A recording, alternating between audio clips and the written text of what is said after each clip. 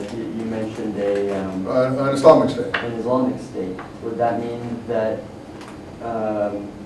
because it adopts religious foundations and stuff, that you're subject to those religious foundations? Well, there is a religious law in Islam. If you don't observe the religious law in Islam, you can get stoned. You can have your head. You can have your head cut off. You can have your arms cut off. You can have your feet cut off. You can have your tongue pulled out. You can have all kinds of things happen to you. Right, but if that And the Taliban believes in applying medieval religious law in Afghanistan, which is why they put the burqa back on. What's it called? The burqa, I guess it is, back on all of the women, so that walk around looking like they're tents with just a little eye looking out. And a lot of Muslim countries want to do that, and if you step out of line in other ways, you'll be killed. Yeah, you'll be killed. So if someone was a Jew in that state or a Christian in that state, it would be, they would have to surrender their religious freedom because... No, we're off the subject here, we're way off, because medieval Islam tolerates the people of the book. It's a very complex subject. I'm sorry I brought it up. You're asking me questions that are rightful to have in your mind, but unfortunately, I got to stop because it's the wrong class to go any further in it. But we're talking about the Jews here. I was just drawing the parallel. Because I think there are a lot of people, and look, the point is that all of us in this class don't seem to be descended from people who fought in the American Revolution. So we're all newcomers who have agreed one thing in common, to place ourselves under the legal status of the American Constitution. And we've adopted the American Constitution as our own, whether we're Jews, Catholics, Protestants, Greek Orthodox, Muslims, Buddhists, Taoists, it doesn't matter what you may have been. And you can still follow, you get freedom of religion up to a point. Freedom of religion doesn't allow you to go into a school in Quakers and shoot little girls in the head, if that comes from religious belief he has or something like that. In other words, you have freedom of religion up to a point it doesn't conflict with the laws of the land. At that point, you have to be willing to go to prison. If you have something that you are in conflict with the laws of the land, like people who want to have polygamy.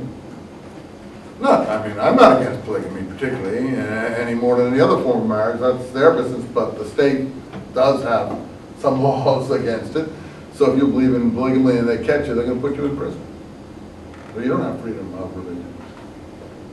Yeah. Like jaywalking on Shabbat. In Israel, they might, if you get in the wrong part of Israel, they might throw a few stones at you for that. Yeah. Okay, let's go on. So the point is, I shouldn't have brought that up, but I think it's good to have some parallels. So, again, the assembly was to declare the Jews as Frenchmen, page 14, and faithful subjects, and that Jewish law would yield without exception to French law. Now, on the things that there was no conflict, look, you can go to your synagogue and pray, do whatever you want, observe the Sabbath or whatever you want to do, fast on Yom Kippur or whatever. That's not conflicting with the French state or most states, except the fascist Nazi state. It doesn't conflict with the American state. But if you want to do a few things that are going to conflict, then the French are going to say no. And they're French now. The French are having that problem now with the Muslims. What's the latest law that they just passed about the Muslims in France? That's very popular law among Frenchmen, but not popular among the Muslims. No headscarves in schools. No headscarves in schools. That was adopted this year in France. I said, you guys aren't big newspaper readers. No headscarves in schools. And what did Tony Blair just say today, backing up his, funny, his guy who used to be the foreign minister, his name is Jack Straw. You know what Jack Straw said the other day? It really worked the Muslim communities up in England. He has a constituency because he's a member of parliament, just like our people have, areas where they represent. His constituency is up in one of the industrial cities of the north, where there are quite a few Muslims. And he said, I will ask any Muslim woman who comes into my office who has the what's it, burqa on? What do you say, burqa or burqa? I think it's burqa. Burqa. Who has the burqa on to take it off. I will have women present in my office, but I'm doing that because I feel that I cannot communicate with her just through eye slits. If she has a problem, that I have to see her facial expressions in order. There's a communication that goes on with facial expressions as well as just eye slits, body language code or whatever, and I cannot have a proper conversation or communication with her if she's going to come into my office wearing the burqa. If she doesn't want to come into my office, that's fine, keep your burqa on. If you come to my office, I'm going to ask you to take it off. Now, I don't know what he would do if she wouldn't. I didn't get to all that. Anyway, it was a huge outcry.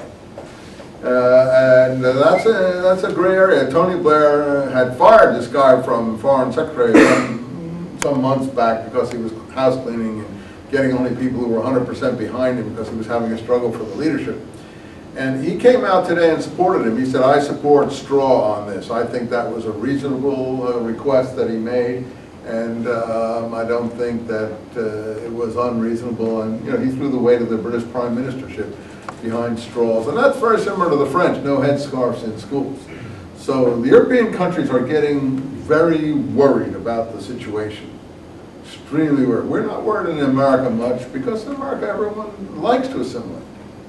But if we start getting groups in America that don't want to assimilate, don't want to be Americans, there's going to be issues that are going to develop. I don't think it has happened, and I don't think it is going to happen here as much as Europe, because we don't have a racial American the way Europeans do. We don't have a Frenchman. We don't have an Englishman.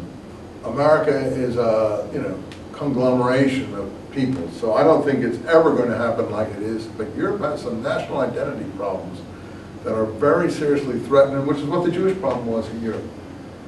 See, the Jewish problem, in those days, the Jews were the only European minority aside from the Gypsies, let's say. The Gypsies got similar treatment. And the Jews and the European nations felt they couldn't assimilate these people.